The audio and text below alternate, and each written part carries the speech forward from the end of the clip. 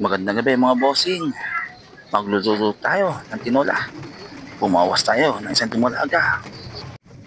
Magkikisa na. Bawang. Papula-pulahin natin.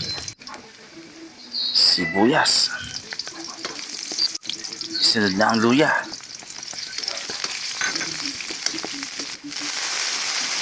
Patis ng lalong sumarap. Ilagay na ang manok. Dumulagang inahin. Sangkot ka lang maigay.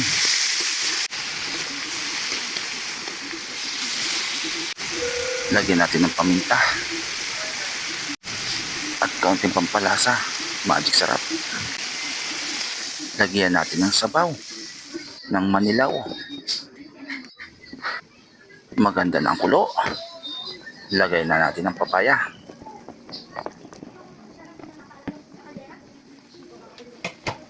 Papalambutin na lang ang papaya.